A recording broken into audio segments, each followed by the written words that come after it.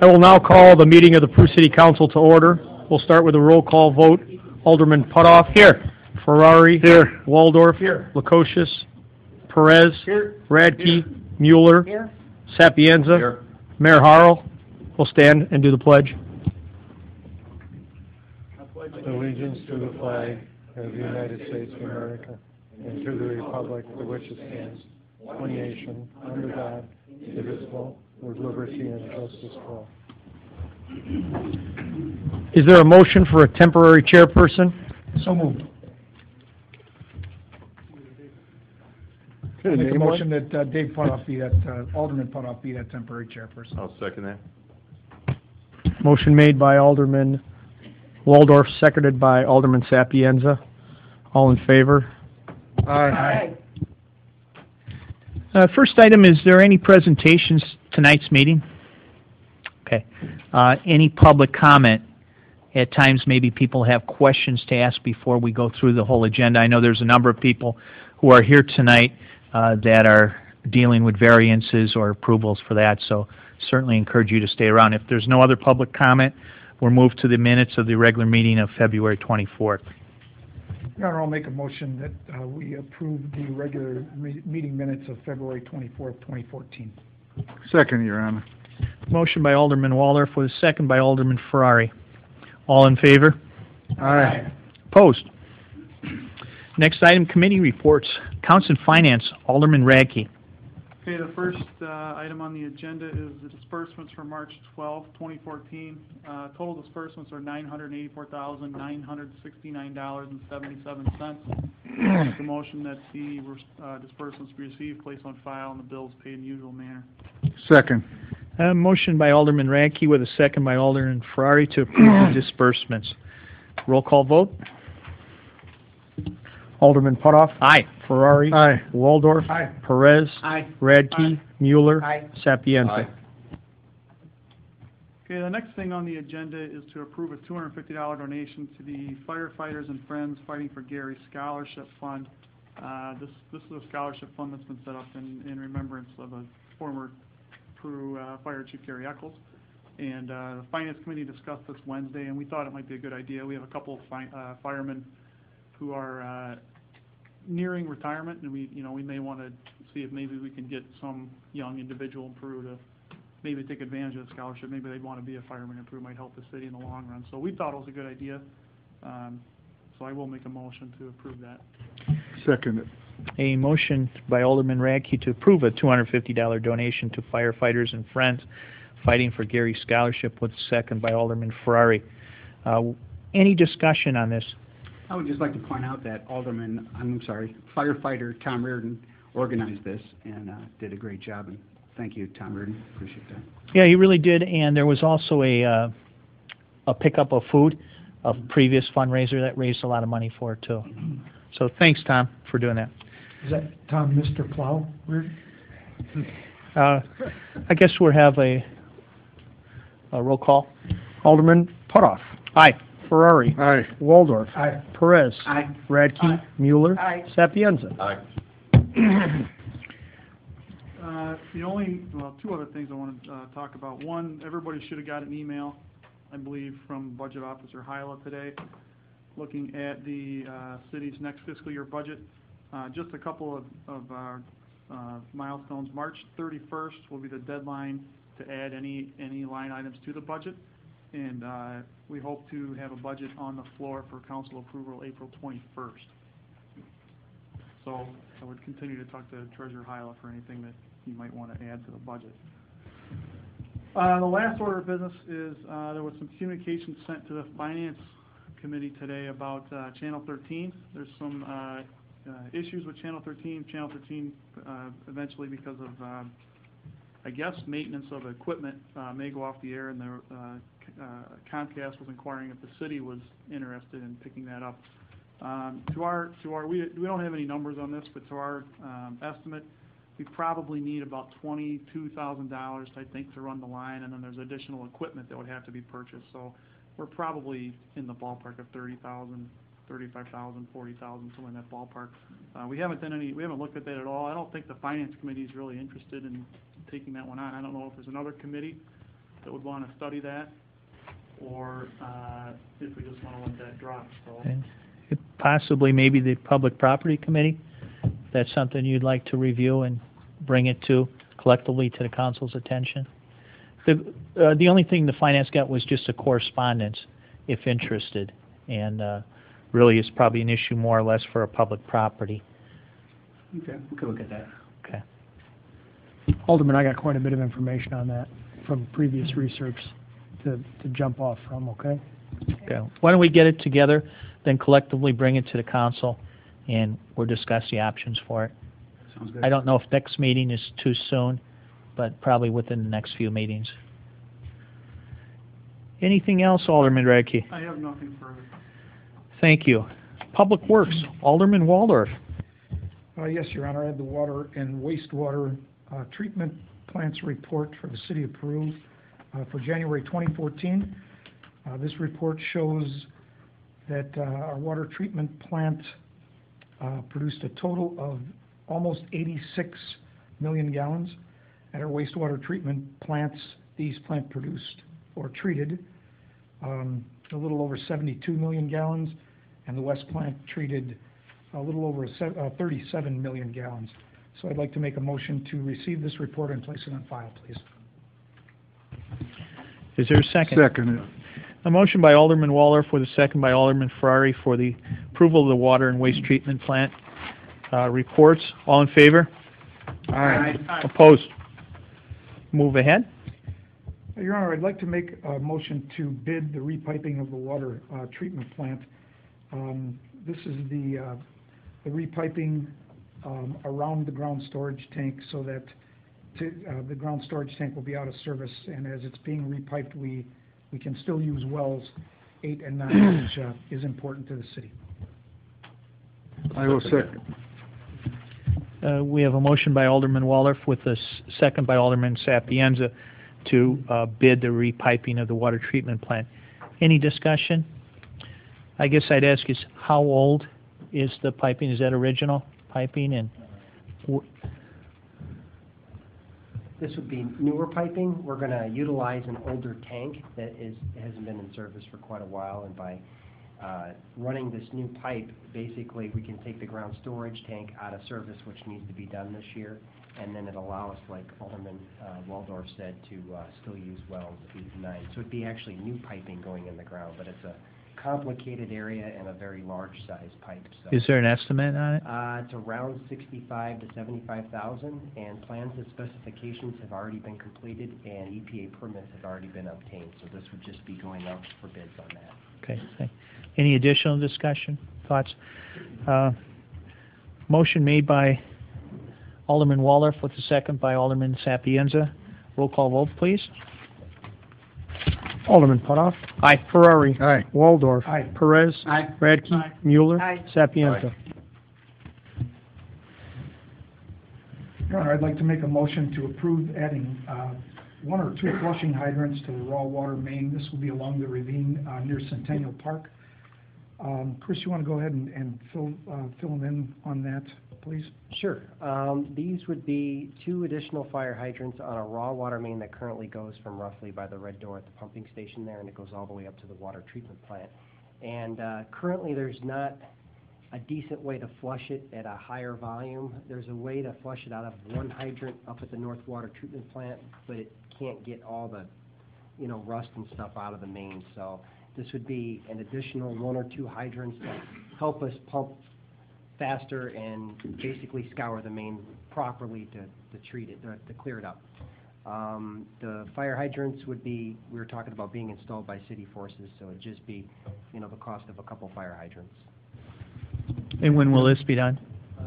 We haven't had this permitted yet, so the permit usually takes about 30, 60, 90 days at the most, and then hopefully maybe this summer sometime. Sometime this summer, okay. Thanks. Is that a motion by Alderman Waldorf? It is. And a second by Alderman Ferrari? Thank you. Roll call vote, please. Alderman Putoff. Aye. Ferrari. Aye. Waldorf. Aye. Perez. Aye. Radke. Aye. Mueller. Aye. Sapienza. Next, Your Honor, I'd like to make a motion to seek bids for the 2014 motor fuel tax and non-motor fuel tax street program. As you know, we have a deficit in the money that we can spend on those projects that we have earmarked. We want to go ahead and get the bids so that then we can hopefully get a good enough bid to do most of the projects and discuss what to cut out because of the deficit. So I will make that a motion. Second, Your Honor. Motion by Alderman Waldorf with a second by Alderman Ferrari. Any discussion on the bids for the street program this coming year? Roll call vote, please. Alderman Putoff. Aye. Ferrari. Aye. Waldorf. Aye. Perez. Aye. Radke. Mueller. Aye. Sapienza. Your Honor, I'd like to make a motion to authorize seeking applications for an apprentice lineman. We have been down an employee in that department for some time, and with Superintendent Jim Putoff retiring soon, it is thought at the committee level that we need an apprentice lineman, and this would just give us the information of who's available and what we can do. So I will make that a motion. I will second that, Your Honor. Motion by Alderman Waldorf with a second by Alderman Ferrari. All in favor? Aye. Opposed? Next, Your Honor, I'd like to make a motion to authorize Hess to perform the EPA requested repairs to cracks in the bottom of the tanks that are leaking water into the pump room for the West Water Treatment Plant for approximately $7,000. This is an EPA mandate. They inspected and saw that water was leaking in there. The reason that we went right to Hess, we talked to several other companies, and they're the only company that can do it while the tanks are in operation. So I'll make that a motion to have Hess do that for $7,000. Second, Your Honor. Motion by Alderman Waldorf with a second by Alderman Ferrari to have Hess perform the EPA requested repairs. We have a roll call vote, please. Alderman Putoff. Aye. Ferrari. Aye. Waldorf. Aye. Perez. Aye. Radke. Mueller. Aye. Sapienza. Next, Your Honor, I will make a motion to approve the revision to the urban limits and federal highway network. Second, Your Honor. A motion by Alderman Waldorf with a second by Alderman Ferrari to approve the revision to the urban limits and federal highway network. I guess the question I would ask is, what are the urban limits and federal highway network? I actually know a little bit on that, very little bit. It has to do with the routes, some of which the routes around schools. So one of them would have been changing the old routes from when it was Roosevelt School and adding a route like Church Street for Parkside School. And it's done by all of our neighboring communities, so there's a master map. In fact, I have it in the clerk's office if anybody finds it riveting and wants to look at it. Okay. Note that, I guess all in favor? Aye. Aye. Opposed? Next item, Alderman Waldorf. Yes, sir. Motion to authorize Corporate Counsel Doug Schweiger to prepare an ordinance authorizing an intergovernmental agreement between the City of Peru and Peru Township regarding an exchange of services.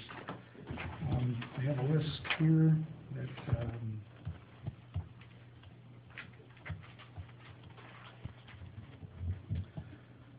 we understand the agreement to be, at least in part, as follows. The city will provide the township storage for their salt. We will plow North Pulaski Street, plow 18th Street from Pulaski within the township, and allow the township to use the dumpsters at the city garage. The township will provide for the city grass cutting along the ditch lines of Shooting Park Road, North Peoria Street, Plank Road, Wenzel Road, May Road, Donlar Drive, and Unitite Drive. So that'll be an intergovernmental agreement. So motion by Alderman Waldorf, I'll second, Your Honor. second by Alderman Ferrari. Any discussion on this item? It is affirmed that they are going to repave Pulaski Street, right? Yes, it is. Is that part of the agreement, or will it be in writing, that it will be repaved? Well, I Their think duty we're under talking the two old completely separate things. This ordinance is just to basically codify what has been done historically for years, but the road superintendent, Matt Debo, has absolutely assured the committee and all of us that he is going to be reconstructing that road. There may be an intergovernmental agreement that we'll bring to the council to get more competitive bidding, similar to what we did working with the township on Shooting Park Road in the city portion and the township portion last year, but there's no question that will be done this year. Yeah, I think all the residents are looking forward to that and happy to see the township came up with an agreement with the city. And has absolutely assured us, so I don't see any hiccups on that, and we'll be working with them on that. But this is a separate thing, just to codify what we've done forever. Yeah, and it's been discussed and proven that it's their piece of road. They're also going to do about 300 feet of 18th Street, I think, in our last discussion, right? Okay, it is a motion by Alderman Waldorf with a second by Alderman Ferrari. I guess this will be an aye or a nay because we're not actually agreeing on the ordinance. So, all in favor? Aye. All opposed?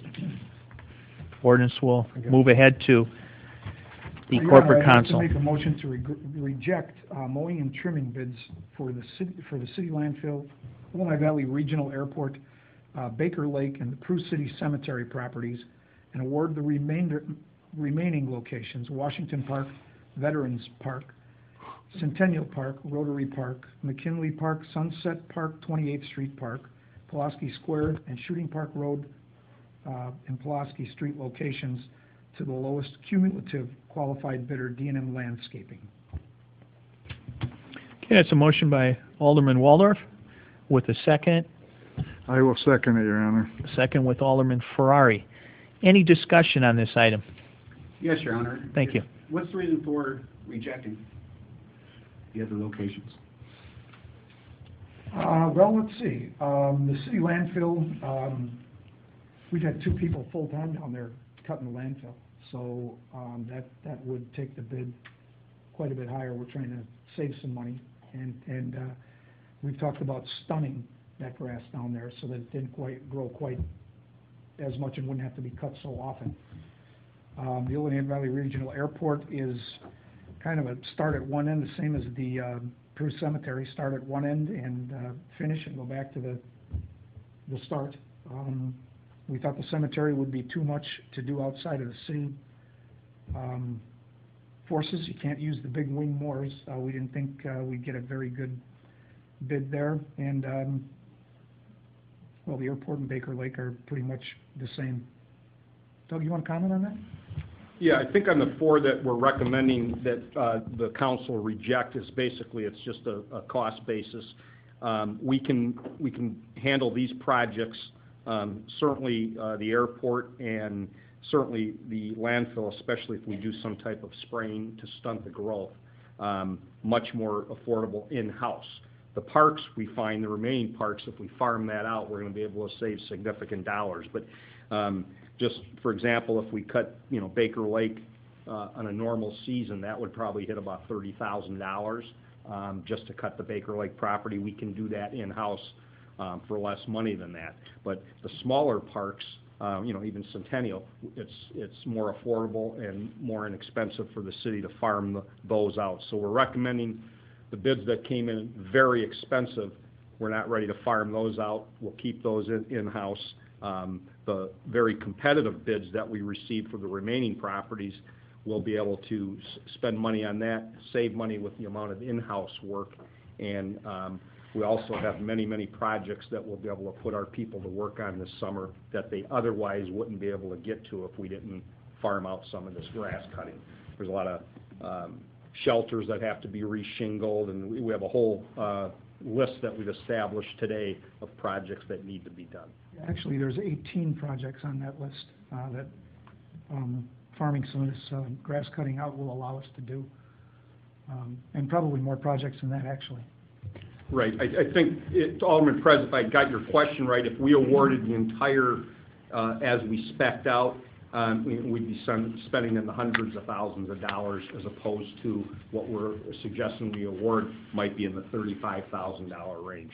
So obviously we weren't going to want to spend $150,000 more than we otherwise would. Yeah. So those 4 projects, taking them out of it, were the big bulk of what we're doing. So now we're going to look at trying to do some different things on that. Yeah, and those numbers were put together, and it looks the city will certainly come out ahead with the parks, or we hope to come out ahead with that. I think that's, we'll And, definitely, with rejecting those 4 and the remaining ones, I think we'll definitely be money ahead. We'll also be in a position to do these projects that our crews otherwise wouldn't be able to get to.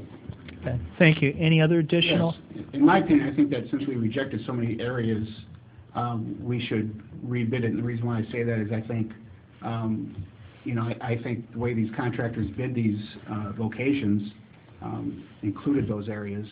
And I also believe that there are other companies out there that there was so much in that bid package that if we were to submit a new bid package excluding those, we may get more bidders, more proposals in, and possibly even save the city more money.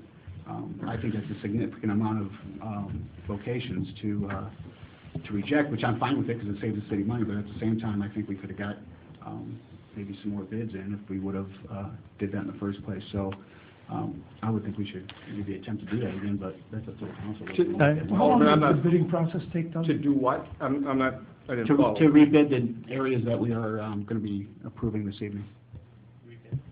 To rebid. Didn't we, when we go out for bid, say you could bid 1, 2, Yeah, or all of the them? bid specs that went out, every bidder had a right to bid every single one of these, or just pick 1 or 2. They didn't have to bid every single one. So if we rebid, all we would do, if we reject these 4 and rebid these other ones, is tell everybody, here's what the lowest guy's bid was, come in and beat them by $1. And my guess is we wouldn't get anybody bidding if we did that. I think the contractors were from what information I'm hearing from the committee and the superintendent, is that the contractors were well aware that they could take one parcel of the bid or bid it all. Correct. Okay. What about Washington Park? Does that also include the area that's near the library, across from the library there, and across from the tennis courts? No, that is not part of the Washington Park bid. That is outside the scope of the Washington Park bid. And so we're keeping not only the 4 that we're rejecting, we have a list of, oh my gosh, many, many other parcels of grass that we're going to keep in-house that we're going to have to cut. Once we get a handle on it this year, it's something we may look at even contracting that out in the future. But rather than do all of that this year and bite off more than maybe we could chew, or bite off more than a contractor could chew, we're going to start out a little slower.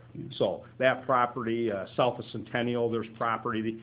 There's vacant lots all over town. There's ditches that we still cut. There's a lot of property that we're going to continue to cut in addition to these other 4 locations. Yeah. Okay, any other Yes, I just comments? have one more thing on that. Nothing against the way you guys put it together, because I think you did a fine job. And by no means am I able to put something together like this and send it out to try to get estimates. But I had heard from a couple of different landscapers, lawnmower services, that this process was kind of off. It didn't really get into the apple to apples that they would really like to see. And with this excluding some of these areas, they would have liked to have possibly seen another shot at rebidding it, being that some of those areas were taken away. But I told them that would probably be impossible to go forward with this year. I think with all due respect to anybody that has that position, they're not looking out for the city of Peru, they're looking out for themselves. This was as fair a bidding process, Alderman, as I've ever been involved in. I think that there may be somebody that bid it high, that was trying to hit a home run with the city. When they didn't hit the home run, now they're whining and complaining. And everybody had a chance to bid apples to apples, and the recommendation from the committee is you give it to the lowest, most responsible bidder, and that's our recommendation. Okay, thank you. We have a motion by Alderman Waldorf with a second by Alderman Ferrari. We have a roll call vote. Alderman Putoff. Aye. Ferrari. Aye. Waldorf. Aye. Perez. Nay. Radke. Aye. Mueller. Aye. Sapienza.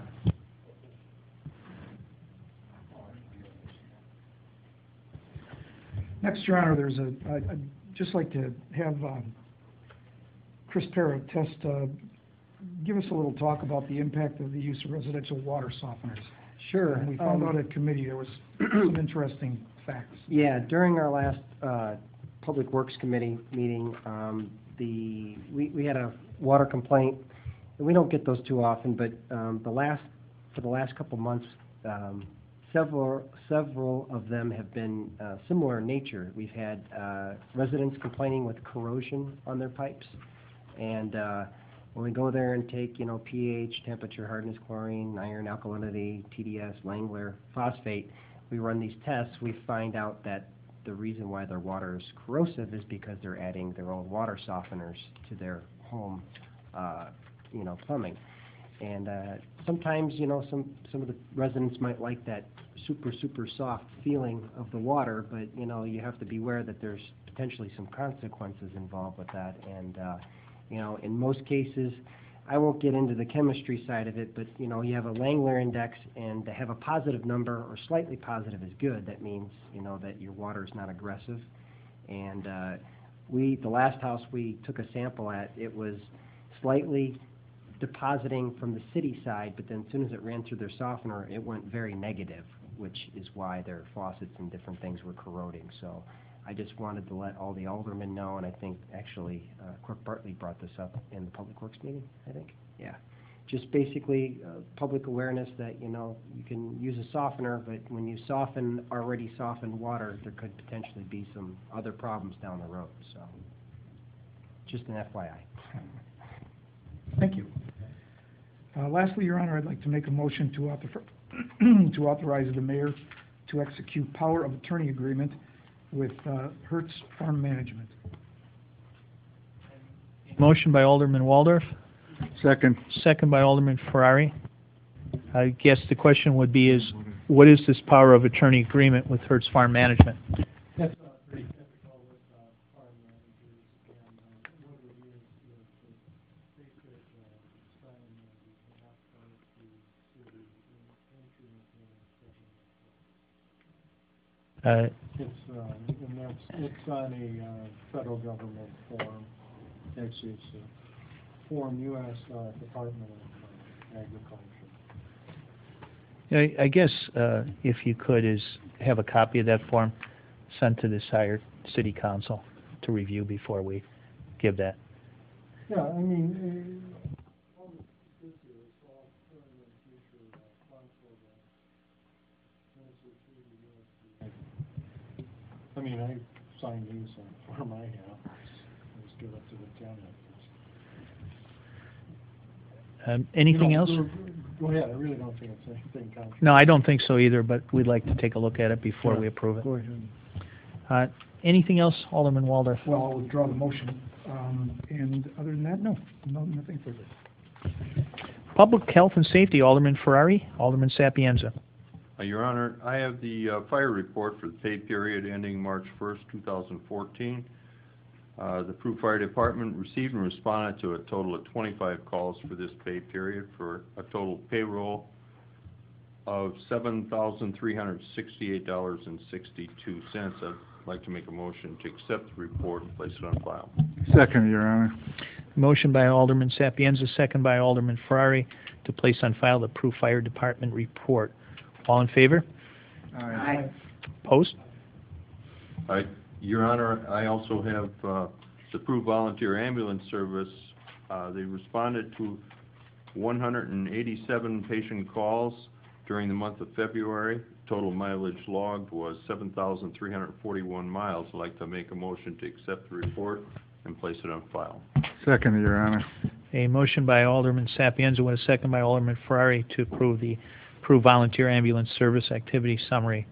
All in favor? Aye. Opposed? Anything else, Alderman? That's all we have at this time. Chief Burnaby, Chief King, anything to add? That's all.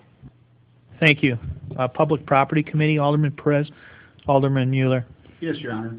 We have no report at this time. However, we did hold a committee meeting this evening and received the landscaping bids from Specialty Landscaping and Prue Greenhouse.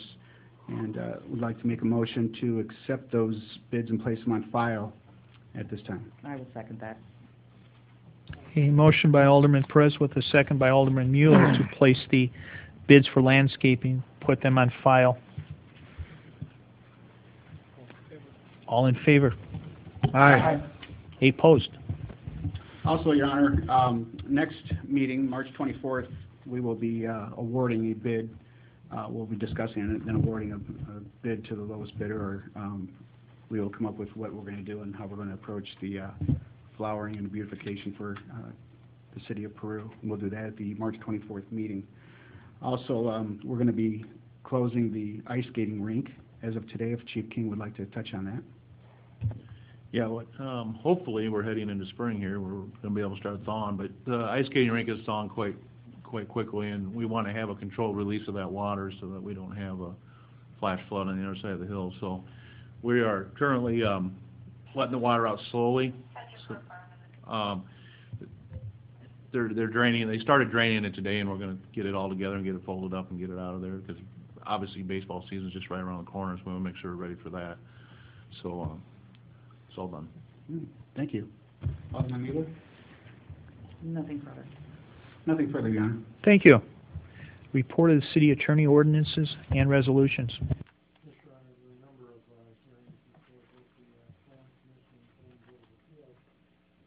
First was the petition of CMC Two, which is the CVS pharmacy development. The sign before that was not posted in the ground at least 15 days before that hearing. So the planning commission is going over to move to bring that to a date certain for this coming Wednesday. Isn't it through the mic? No.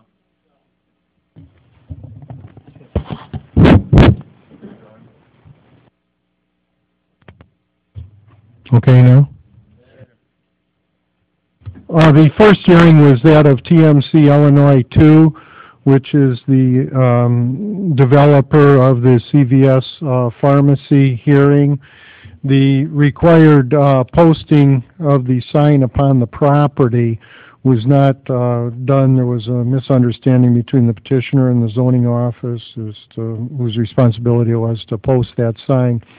So that hearing was moved to adjourn to a date certain to this Wednesday evening at 7 o'clock. However, Andrew Kolb, the attorney for the petitioner, appeared, and at the request of Member Biederstadt just gave a general description of the project. The significant thing, I think, is that this will be a company-owned store. Most of the Walgreens and even Steak and Shakes, the CVS's, are privately owned, and then they're leased back to the company. But this one will be a company-owned store owned by CVS, and they are closing on it on April 1, according to Mr. Kolb, and they hope to break ground on April 17th, and at the same time raise the former Jewel store.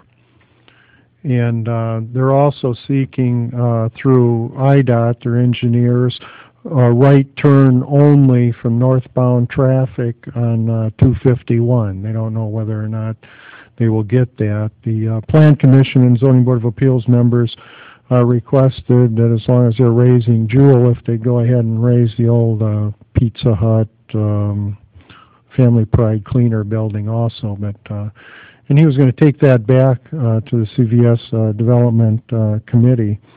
The other interesting thing I think is he said when it goes to a development committee as to where they're going to locate, signage is the #1 issue. And they like the fact that the pylon sign on that site, which will be used, is 40 feet high. And the next factor is ingress, egress, or entryways into the site. And he said the third factor is the store layout. And this will be the very newest prototype store that CVS has across the country. So I thought that was all positive. But the hearing when the engineers and the development people will be here Wednesday evening if anyone cares to attend.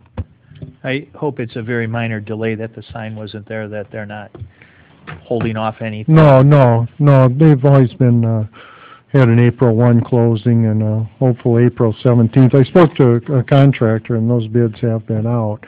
and they are bidding it out locally. I don't know if many people are aware, but from the statistics they come up with LaSalle County, it is one of the busiest intersections in LaSalle County. So I believe they will do very well in that location. Your Honor, I'll make a motion, we accept the, receive the initial report and place it on file. Motion by Alderman Ferrari with a second by Alderman Waldorf to receive the initial report, place it on file. All in favor? Aye. Opposed? Next item. The next hearing was the petition of Greg and Karen Sladowski. Now that would be the property, approximately 2 acres on the west terminus of 7th Street.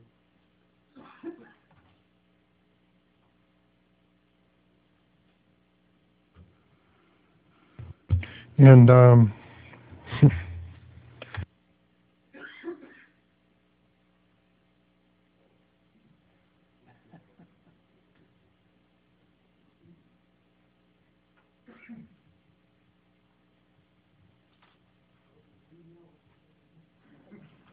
Hot sauce will do that to you. As a legal description, the petitioner desires to construct a detached garage without a principal structure on the property, which proposed garage would be 36, 46, and 20 feet high. The Plan Commission members, Grabowski, Mullen, Peterstead, Mays, Harrington, Benvenuti, and Basali were present at the hearing. Members Atkinson, Stewart, and Ballard were absent. Zoning Board Appeal members Peterstead, Miller, Harrington, Wujek, Gans were present at the hearing. Members Brining and Atkinson were absent. Karen Sedlowski, after being first duly sworn, stated the petitioners previously appeared before the Zoning Board of Appeals in December seeking variances for the construction of the proposed garage. The petition at the time was denied, but given the comments made at the hearing and after with the zoning officer, the members of the City Council, it was recommended the petitioners file for a text amendment to the zoning ordinance to allow for the proposed garage in the existing residential district. okay, maybe I can take over. This is a property that's at the west terminus of 7th Street Extended, which would be just north of Store Galore.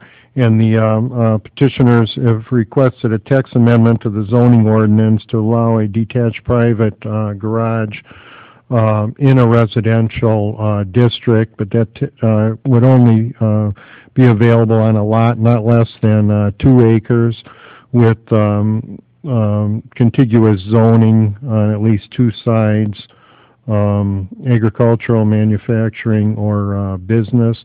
They did not want to change the zoning to the same as Store Galore, which is a B4 zoning, because they don't want the traffic going through the residential neighborhood on 7th Street. So that's why they asked for a text amendment to allow that as a special use. And they desire to build the garage to store antique automobiles and automobile and boat of Dr. Sladowski, the father of the petitioner. Your Honor.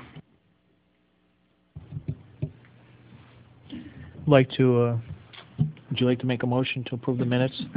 Yes, I would, please. And Minutes of the concur with the recommendation. Joint Zoning Board of Appeals.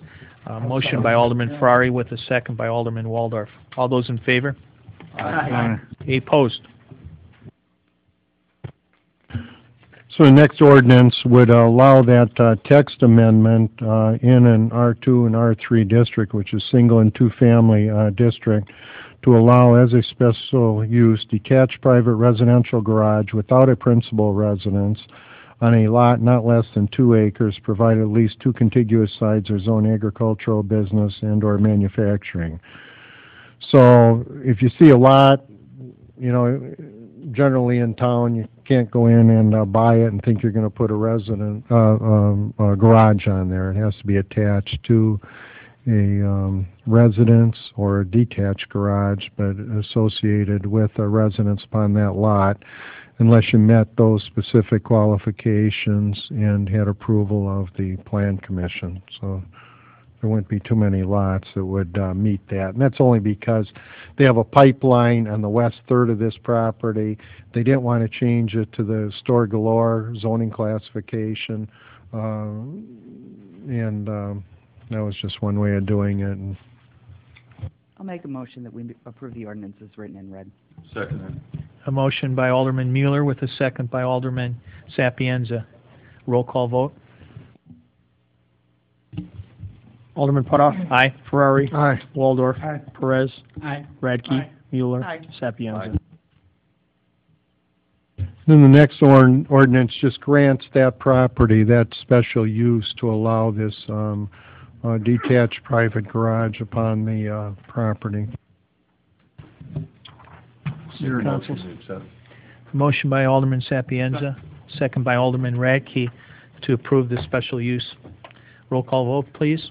Alderman Putoff. Aye. Ferrari. Aye. Waldorf. Aye. Perez. Aye. Radke. Aye. Mueller. Aye. Sapienza. Next ordinance grants two variances for that private garage. One, that it could be 20 feet in height instead of not greater than 18 feet as restricted under the zoning ordinance. The other, that it would be 1,656 square feet instead of not greater than 990 square feet as restricted under the zoning ordinance. In ordinance granting variances, what's your favor? So moved, Your Honor. Motion by Alderman Ferrari, Second. second by Alderman Sapienza. Roll call vote, please. Alderman Putoff. Aye. Ferrari. Aye. Waldorf. Aye. Perez. Aye. Radke. Aye. Mueller. Aye. Sapienza. All in favor? The ordinance is granted. Greg and Karen, thank you very much. Good luck with those fruit trees.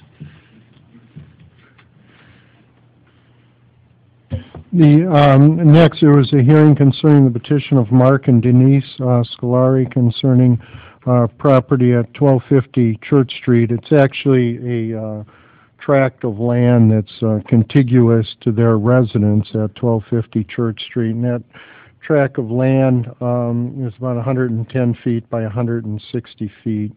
And unbeknownst to the petitioners, when they acquired that property, you can't just buy property without going through the subdivision process. And that parcel, if that initial subdivision would have developed as projected, would have been known as Lot 6. That preliminary plat was approved back then. But this piece that would have been Lot 6 is contiguous to their property, and they acquired it by what we call meets and bounds description with dimensions and that rather than Lot 6.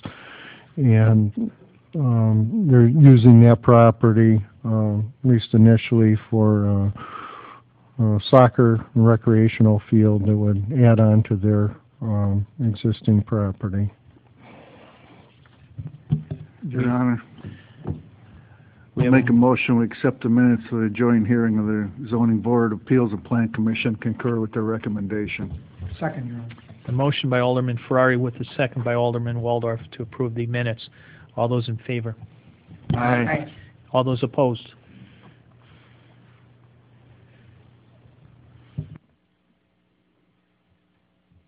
And you have an ordinance approving the division of that real estate, saying that tract was owned by the Minis under Granville National Bank Trust, and it was divided off from a larger 5-acre tract, and then the ordinance approves waiver of the requirements of subdivision ordinance concerning that tract and allows the division of that real estate. An ordinance regarding petition granting waivers and variances. What's your pleasure? So moved, Your Honor. Motion by Alderman Ferrari, Second, Your Honor. second by Alderman Waldorf. Have a roll call vote. Alderman Putoff. Aye. Ferrari. Aye. Waldorf. Aye. Perez. Aye. Radke. Aye. Mueller. Aye. Sapienza. Ordinance adopted. Next was a petition of Matthew Maggio and his fiancee, Jeanette Washington, concerning a text amendment to the zoning ordinance and allowance of a home occupation use for a baked goods operation. Baked goods operation is not allowed under the present home occupation, so the text amendment would allow that. Ms. Washington testified at the hearing. She just bakes cakes and chocolate and white chip cookies, and that she generally just takes to farmers markets. She does have Illinois Department of Revenue registration and approval of a cottage plan by the LaSalle County Health Department. So one is for the text amendment, and two, that this property be granted home occupation use for a baked goods operation. She won't even have any signage. Nobody would come to the property unless it was an order to pick up. She hopes, she'd worked in bakeries for years and hopes that it develops, that someday she'll open up her own commercial bakery. I'll make a motion that we approve the text amendment and home occupation use. Second, Your Honor. Motion by Alderman Mueller with a second by Alderman Ferrari. All those in favor? Aye. Any opposed? So then the first ordinance would be a text amendment to the zoning ordinance that would allow baked goods operation as an additional home occupation use. All home occupation uses have to otherwise come before the Plan Commission. And this would add baked goods operation as an appropriate home occupation use. I'll make a motion we approve the ordinance as written and read. Second, Your Honor. Motion by Alderman Mueller with a second by Alderman Ferrari to approve the ordinance. Roll call vote, please. Alderman Putoff. Aye. Ferrari. Aye. Waldorf. Aye. Perez. Aye. Radke. Aye. Mueller. Aye. Sapienza. Ordinance adopted. The next ordinance just grants this property that home occupation use. I'll make a motion we approve the ordinance as written and read. And I will second it. Motion by Alderman Mueller with a second by Alderman Ferrari. Roll call vote, please. Alderman Putoff. Aye. Ferrari. Aye. Waldorf. Aye. Perez. Aye. Radke. Aye. Mueller. Aye. Sapienza. Motion adopted. Next ordinance provides for a professional fee agreement for developments and projects, and this is an attempt for the city to get back costs and fees that the city incurs in the reviewing of plans and proposed developments. We haven't talked about that, so, take liberty in changing any of the language. In the agreement, I says, as determined necessary and appropriate by the mayor, public works committee, city engineer, zoning officer, and/or design and review committee. All persons, firms, corporations, or entities pursuing a development or project in the city shall be required to execute an agreement substantially the form as that attached here. Such other agreement is negotiated by and between the developer and the city, providing for the reimbursement of certain costs and expenses incurred by the city concerning a new development or project. So it is a formed agreement that I think Chief King had obtained from one of the Collar County communities, but like everything else, I'm sure that'll be negotiable when time comes.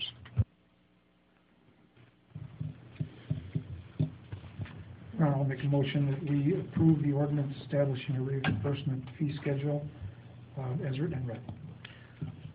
I'll second that. A motion by Alderman Waldorf with a second by Alderman Mueller to establish the reimbursement fee schedule to the city approved for professional development services. We'll have a roll call vote, please. Any discussion? Any discussion on this matter? Sorry. Alderman Putoff. Aye. Ferrari. Aye. Waldorf. Aye. Perez. Aye. Radke. Aye. Mueller. Aye. Sapienza. Aye.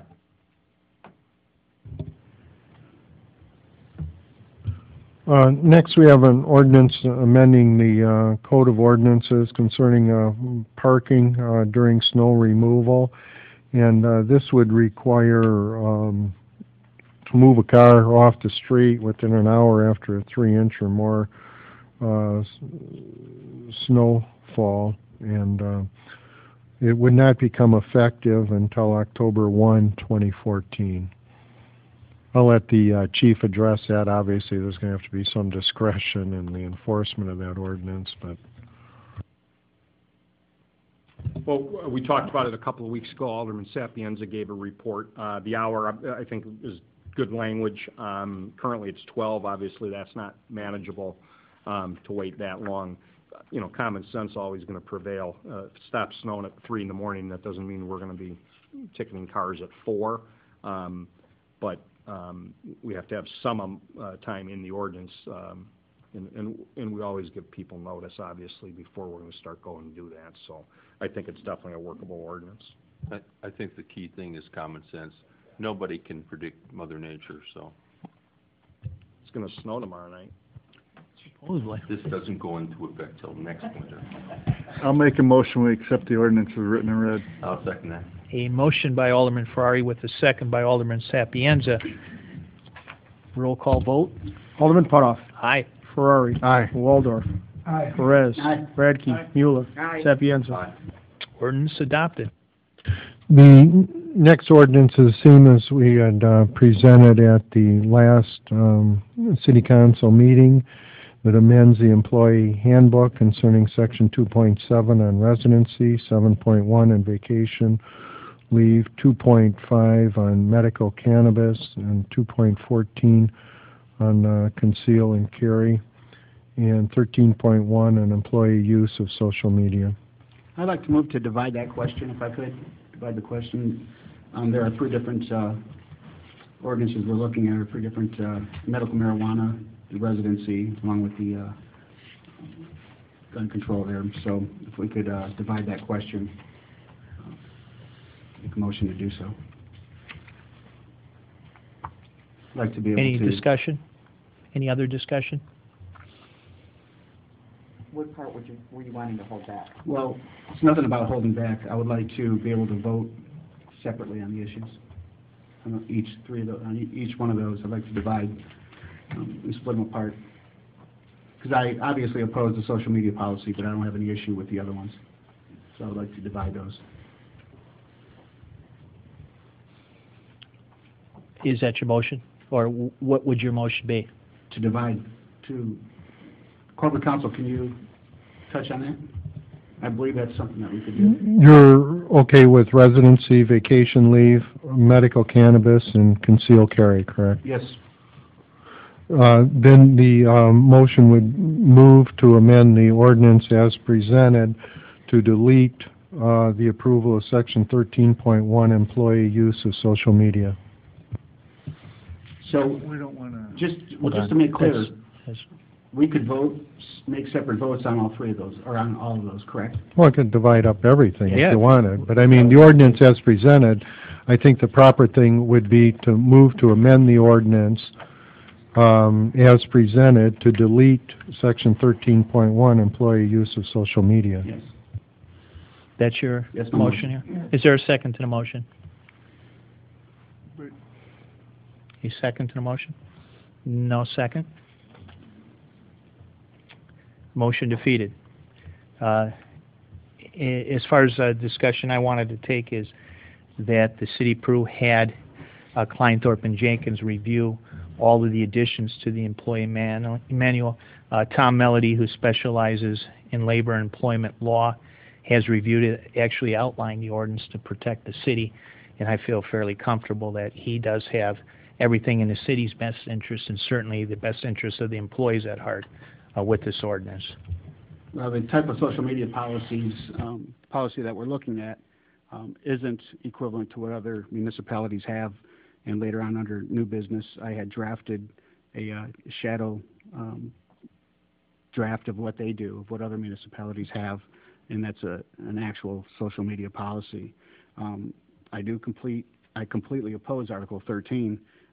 We have a great group of well-educated city employees who also have common sense and know what's right from wrong and know what they have to do to protect their jobs from doing anything wrong. The majority of city employees use social media and should be allowed to do so without concerns of whether or not they will be disciplined for expressing their personal views. The employee's handbook already spells out employee conduct under Article 2, Section 2.2 defines harassment and conduct which creates hostile work environments. The social media policy on the table is a clear attack on the First Amendment rights and will do nothing more than lower morale and open the city up for lawsuits.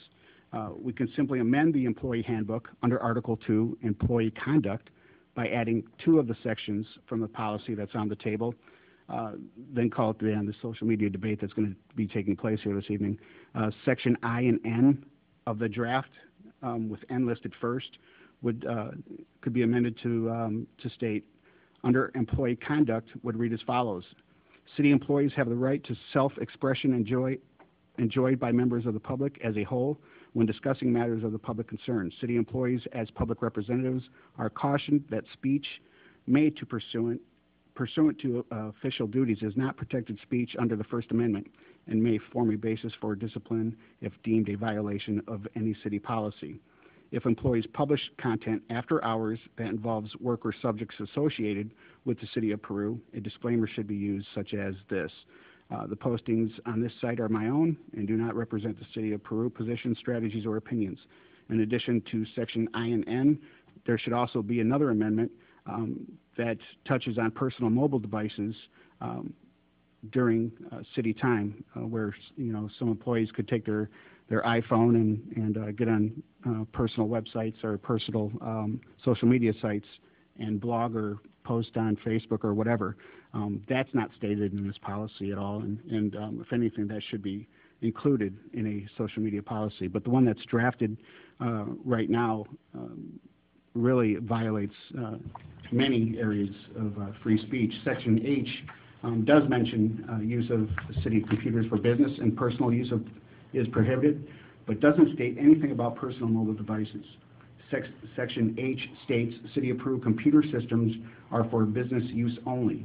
There needs to be clarity when it comes to the approved fire department personnel. Firefighters are on duty for 48-hour shifts with little to do while waiting for calls after they get done with their duties in the shop. Are firefighters exempt from using these computers? That should be stated in there, because firefighters that are on shift for 48 hours would be not allowed to use these computers while on shift. So that should be amended and clarified in the ordinance that's probably most likely going to pass this evening. Drafted Article 13 states the following principles apply to both professional and personal use of social media on behalf of the City of Peru.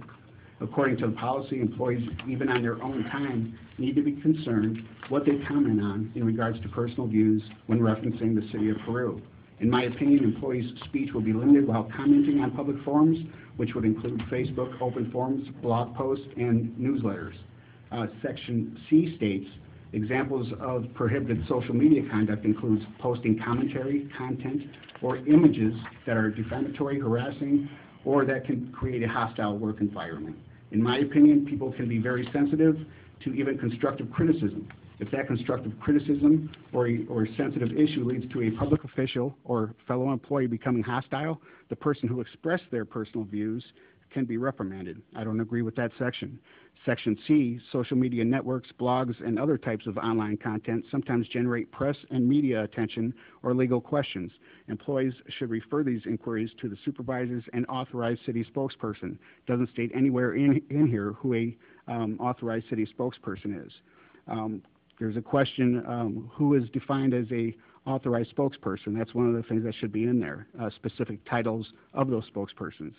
Section F, if while using social media on the city's behalf, employees encounter a situation while using social media that threatens to become antagonistic, employees should disengage from that dialogue in a polite manner and seek advice of a supervisor. My comment to that is, I don't think government needs to be giving employees behavior advice when it comes to them freely expressing their views on their own time.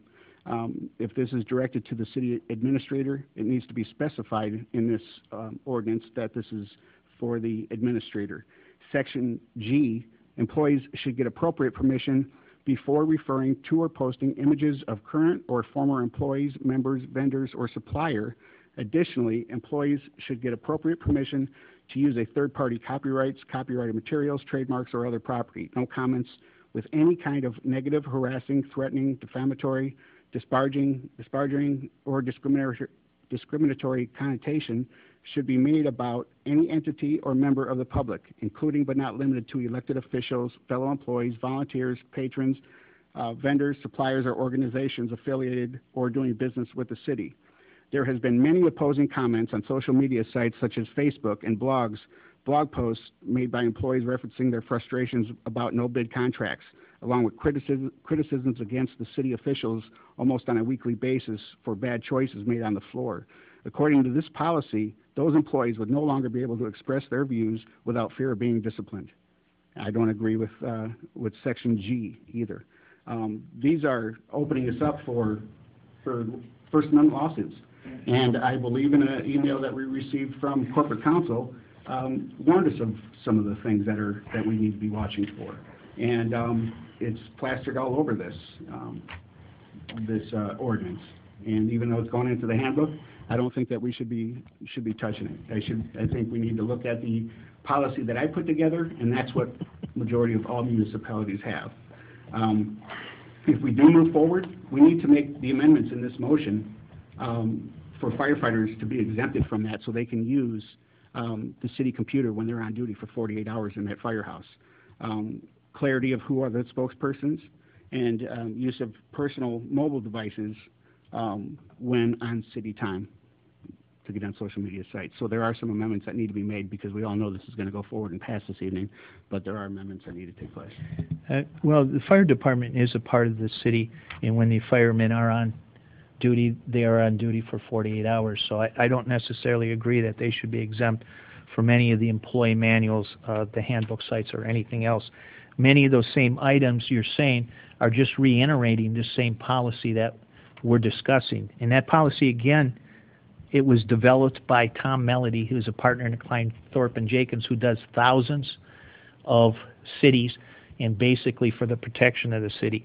One of the key ingredients on the social media manual is the postings on this site are my very own and do not reflect the views of the city of Pearl. That's the key with it. Employees by no way is a city shutting off employees from their own personal viewpoints. What it's doing is protecting employees from the harassment, protecting employees from liability that the city has to do. And quite frankly, I feel much more comfortable with Tom Melody's, I guess, version of the law than yours. No, than yours. Okay. Last I looked, you didn't have a law license, nor were you a practicing city attorney in the city of Pearl. And what the agenda is of this council by going forward with the social media Speaking of policy. the Constitution, then by the same token, you should be opposed to the weapons ban. Well, we're speaking on this, and this is a whole different issue. So if you want to go back and discuss that, we can. I'm talking about the freedom of speech. And this affects many. And we all know, I'm not going to beat around the bush why this social media policy went forward with. It was because of Alderman Rodney Perez and the amount of social media postings that I put on Facebook. I was told that by other aldermen. This was an attempt to shut me down. It stated that in the very. It stated that in the very. I'm speaking. We'll have one at a time. The very first draft. The very first draft. This policy provides guidance for employees and elected officials. When the council or whoever realized you couldn't go after elected officials, you try to keep it towards just the employees. Well, I'm also told that Rodney Perez is a city employee, and the council is going to work to silence me and other employees who frequently blog. And if you want to try to dispute that, then that's a whole other discussion. But that's an absolute fact. I'm told that by other aldermen. So this is a complete attack on the freedom of speech by people who blog about the city and express their personal views. That's exactly what it is, and it's wrong. Well, I think you think very highly of yourself that this manual is written for you, Alderman Perez. It is. But actually, the manual is for the employees of the city of Pearl. It's not just for me. It's for other employees who frequently use social media sites to, point things out within the city. And aldermen, which I get put on there too. People talk about me. So. Any other discussion? Okay, What about the amendments? We're going to move forward with any of the amendments? If you get a second. The firefighters are, they're not on duty 48 hours. They're not on duty. They are on call, but they work basically from 8 in the morning till 8 in the evening. Is that correct, Chief King? I mean, they do have free time to where they can... Their work day is 8 to 5, and then the rest of the day is upstairs. Sure, and they wouldn't be allowed to use city computers, according to this draft.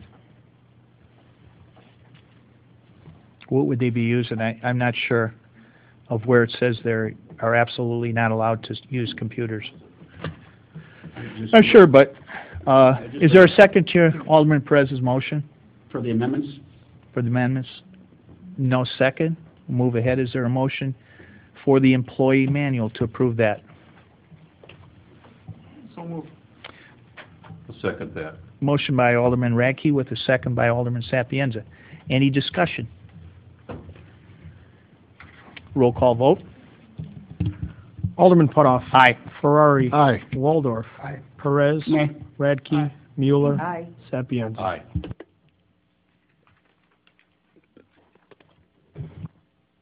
The final item was an amendment to the scavenger contract, and I request that be tabled to the next meeting. Anything else, City Attorney? No, Your Honor. Unfinished business. There's a motion on the floor to seek applications for the position of city engineer. So moved, Your Honor. Second. Motion by Alderman Waldorf with a second by Alderman Radke to seek applications for the position of city engineer. Alderman Waldorf, did you want to update us a little bit on what the position entails and what timeline we're looking for? Well, we want to get this done in 60 or 90 days, 60 days preferably.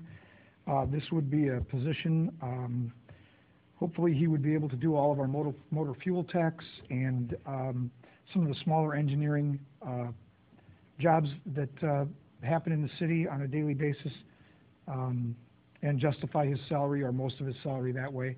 Certainly there would be a need for an engineering firm for the sewer separation jobs or bigger road or sewer projects, but that would really be an in-house position to for the motor fuel tax and various other city engineering jobs, smaller engineering jobs.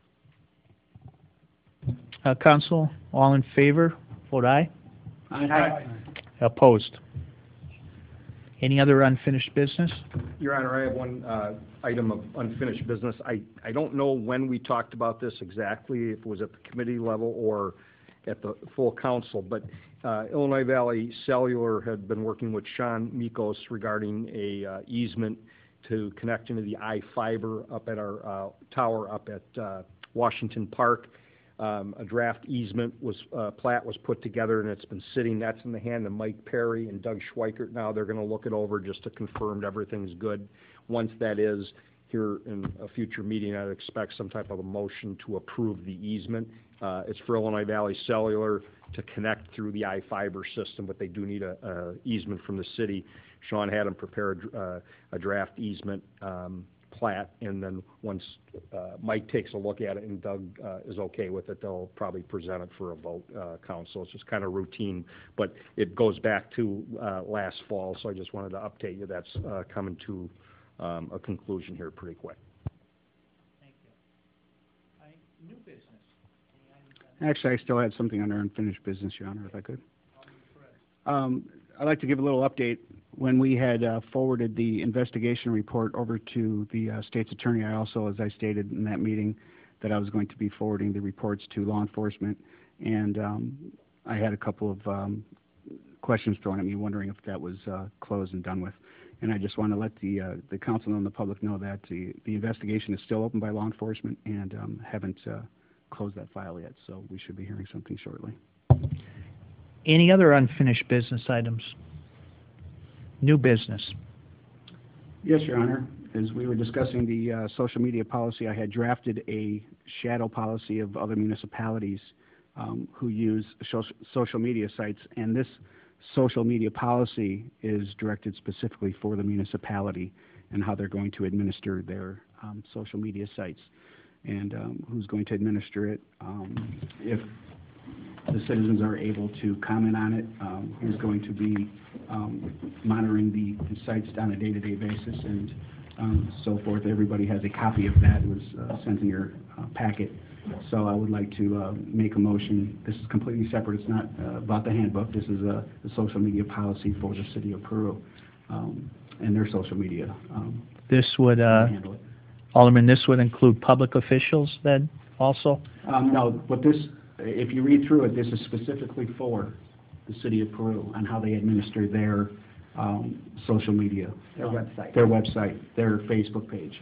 It's specifically on that. It's not anything personal with how we do things. Yeah. It's how they're going to In order manage it. authorize, I think we probably need an ordinance for that. So I don't Yeah. know if the motion is to authorize or if the motion should be to forward to Yeah. city attorney. I'll make a It would be- motion that it would be we ordinance. Accept that and place it in the proper place to be reviewed. I'll second that. We have an Alderman Perez with a motion with a second by Alderman Mueller to, or the other way around, Alderman Mueller and Alderman Perez to take this social media policy to have it reviewed by the city council and look to establish guidelines for, I guess, not elected officials, but within the in-house IT staff as a guideline for how we administer it. Correct. I'm certain that would be something to do at the city clerk's office. Yeah, this is Public Information It's a Director. good policy. I looked it over. There's a lot of similarities to a version that we had before, but this is a necessary thing for how the city manages its social media, for sure. All those in favor, review it. Committee level, we'll do council at the whole, to review it individually as council members. Come back with it, and we can discuss it later. All in favor? Aye. Any other new business? Your Honor, I had a couple things to talk about. I think as you drive around the city, I think it's very obvious you can see that we got some road work to do coming back out of this rough winter that we had. We actively have 2 crews out. It has been all day today, trying to get some of these nasty holes filled up. There are some areas that we really got to concentrate on that we talked about tonight that have to be like total roads done. We are actively looking at all these. I just want the public to know that we had numerous water breaks this winter. I know some of those are sagging at this point. We have a list already made up, and as soon as the weather breaks enough that we can get in, we're going to get all these water breaks fixed. We're going to get them, or actually get the roads fixed so they're back to drivable condition. Obviously, right now with patching, we go out and patch for 2 days and then we plow and we take everything out that we patch. So until we can get this weather straightened out, we're doing the best we can. I know some people have been calling in. They've had issues with their vehicles, and we're doing the best we can to keep these roads together till we can actually get out and actually do some good work to them to get them going. So I just want everybody to know that we're actively working on it and we know it. So you're going all out on the patching for coming up. We got 2 crews going full time right now. Thank you. Any other new business? Proclamations. Your Honor, we have 2 proclamations tonight. The first is the Fair Housing Month of April of 2014.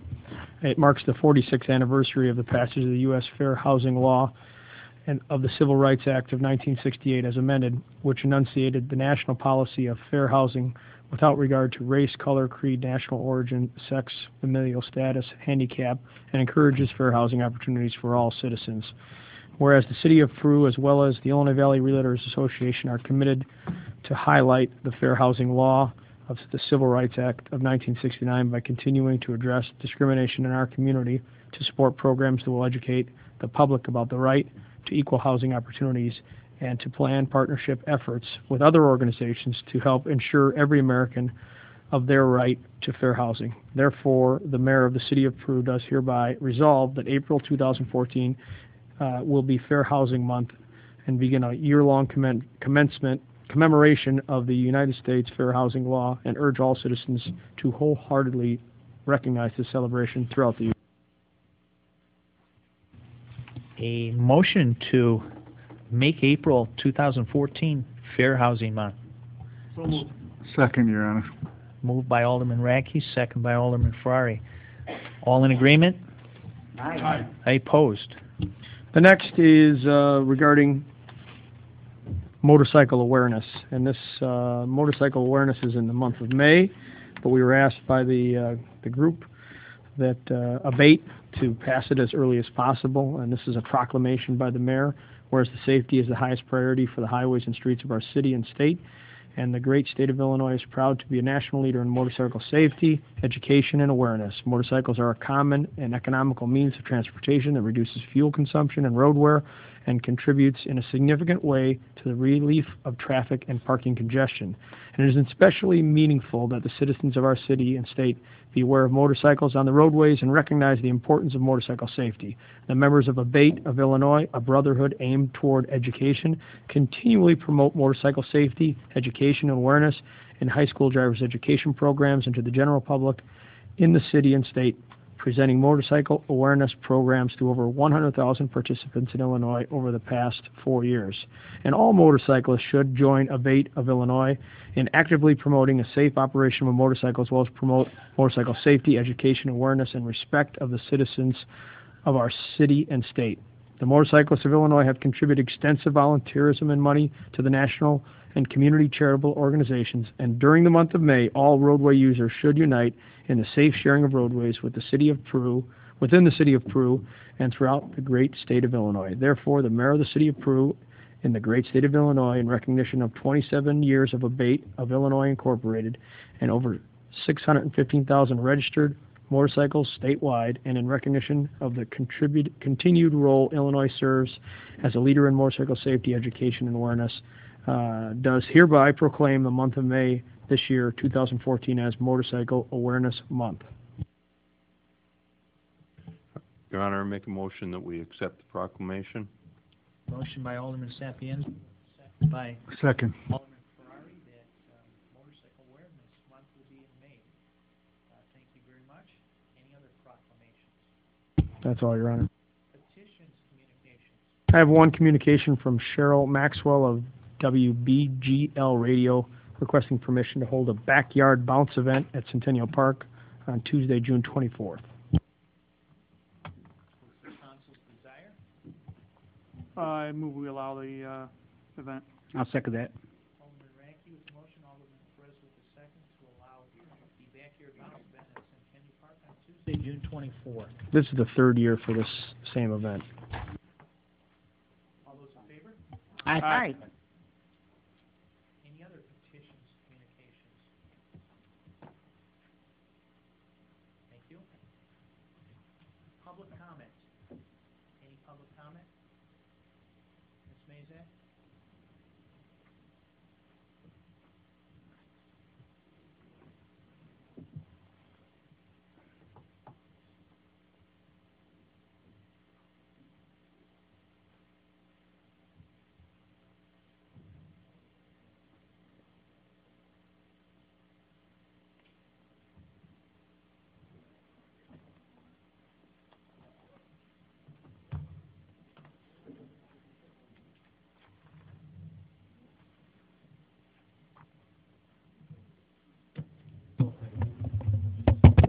There you go. Okay, thanks.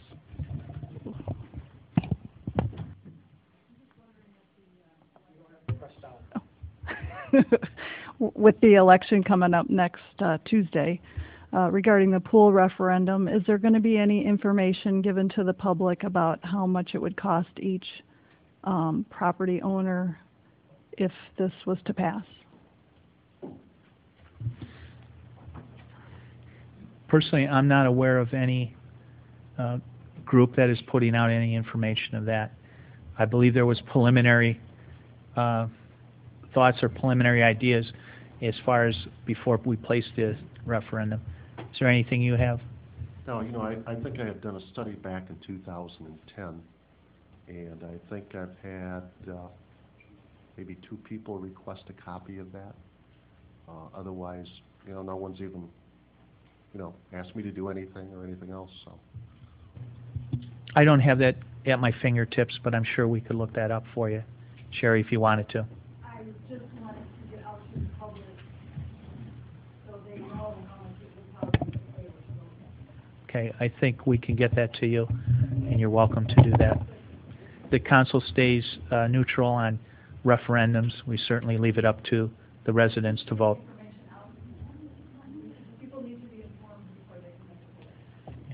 Would anybody on the council be opposed to me getting that on the website? Not at all. If the information's available? Not at all. Okay, and we can make the media aware that by close of business tomorrow, there'll be something on the website regarding how it may impact homeowners. Because I know there was variables when it was prepared on what type of project was funded. You know, 3 million, 4 million, 2 million, so it makes a big difference. Anybody on the council opposed to that? No, wonderful idea. And again, within the chambers of the council stays neutral on referendums or political things. Outside, that's their own personal prerogative.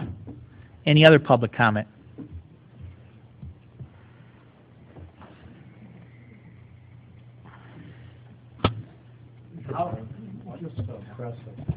Just introduce yourself, Brett, so we have the records. Hi, I am Brett King, a resident of Peru. How can you say you remain neutral when I saw your name in the paper? That's within the council business. We remain neutral. Our outside opinions are our own personal opinions. Okay. Any other public comments?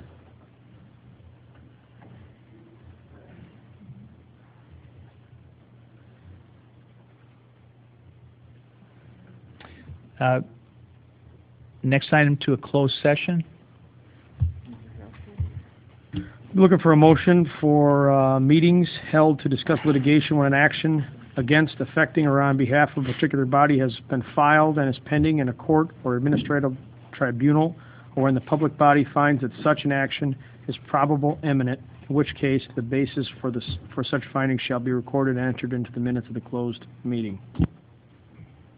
A motion? So moved. Motion by Alderman Radke, second. Second. Alderman Mueller.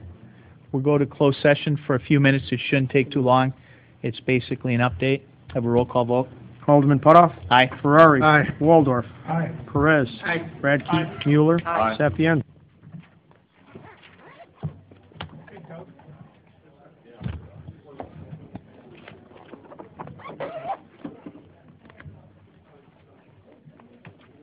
Doug Burnaby?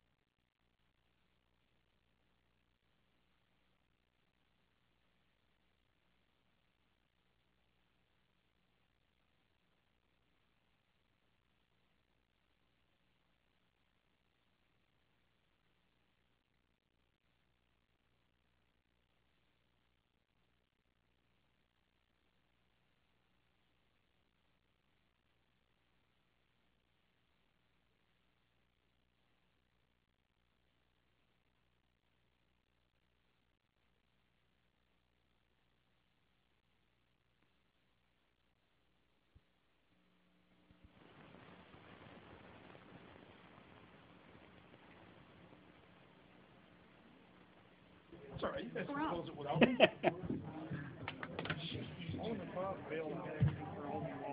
Whoever he is. If it was cold out, you could say go out warmer. Entertain a motion to go move back to session. So moved. Second. Roll call. Roll call vote. Aye. Alderman Putoff. Aye. Ferrari. Aye. Waldorf. Aye. Perez. Aye. Radke. Aye. Mueller. Sapienza. A motion to adjourn. So moved. Second. Motion by Alderman Waller, second by Alderman Mueller. Roll call vote. All in favor? Aye. Aye. Those